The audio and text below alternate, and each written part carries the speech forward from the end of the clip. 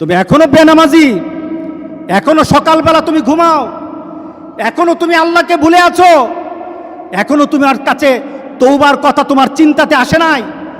তুমি অনেক কিছু হতে পারো, তুমি মুসলমানের কাতারে থাকবা না। তুমি অনেক কিছু হতে পারো, তুমি ইসলামের কাতারে থাকবা না। যারা নামাজ পড়ো না, তুমি টের পাও না, মসজিদের দরজা তোমার জন্য বন্ধ হয়ে যাবে।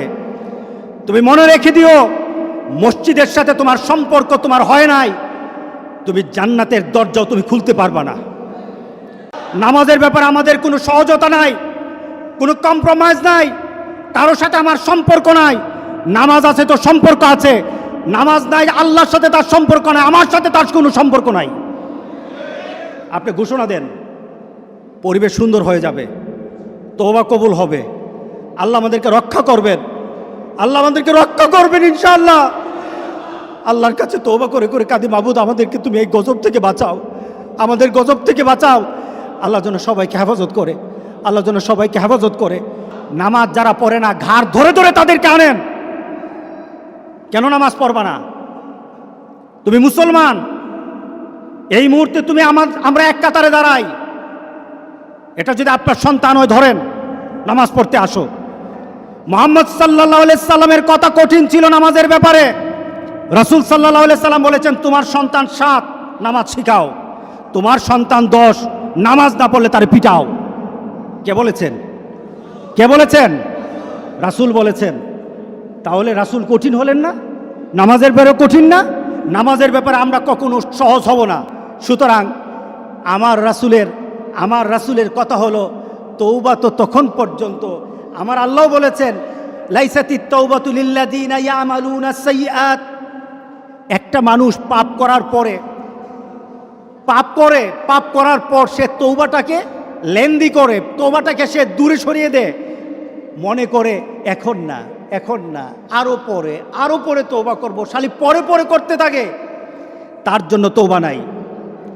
হাত্তা ইদা হাদরা আহাদাহুমুল মাউত, যখন মৃত্যুর দুয়ারে চলে যায়, যখন সে কোয়ারেন্টাইনে চলে যায়, যখন সে আইসিইউতে যায়, তখন বললে ইন্নী তুবতুল আন, এখন তওবা করতেছি। আল্লাহ বলেন, এটা আমার কাছে তওবা না। যারা এইভাবে তওবা করে তাদের তওবা, আল্লাহ বলেন লাইসাতিত তওবা, এটা তওবা নয়, এই তওবা আমি কবুল করি না। রাসূল সাল্লাল্লাহু আলাইহি সাল্লাম বলেছেন, মা লাম ইয়াতাগারগির, যখন গড়গড় আরম্ভ হয়ে যাবে তখন আর তওবা কারো কবুল করা হবে না। গোটা পৃথিবীর মধ্যে কিন্তু গড়গড়ার পর্যায়ে চলে আসছে। এখনই আমাদেরকে ফিরে আসতে হবে, আপনাদেরকে একটা সুন্দর পরিবেশে চলতে হবে। যেটা বলা হয়েছে, আমাদের হাত পা মুখ এগুলি সবসময় আমরা ধোবো, আমরা একটু পরপর হাতগুলি ধোবো। আমরা যখন হাত ধুইতে যাব, আমরা হাত ধোবো না, আমরা উজু করে নেব, ঠিক না? আমরা কি করে নেব? উজু করে নেব।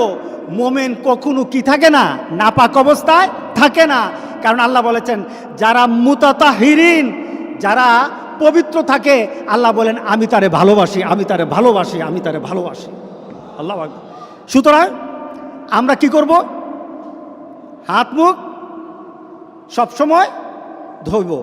এখন ধোয়াটা হবে আমাদের উজু। বাথরুম থেকে আসলেন উজু করবেন, যখন খাওয়া দাওয়াতে বসবেন হাত ভালো করে ধোবেন। আপনি নামাজ পড়বেন, 5 ওয়াক্ত নামাজ 5 বার আপনার জন্য উজু। আপনি যখন কোরআন তেলাওয়াত করবেন তখন উজু। আপনি চিন্তা করলেন এখন আমি একটু ইবাদত করবেন, উজু করে নেন। আপনার জন্য বারবার উজুর মাধ্যমে আল্লাহকে সন্তুষ্ট করার একটা পরিবেশ আপনার দেহের মধ্যে সৃষ্টি হয়ে যায়। আত্মার পবিত্রতা তওবা, দেহের পবিত্রতা হলো উজু। আল্লাহ যেন সবাইকে করার তৌফিক দান করে দেয়।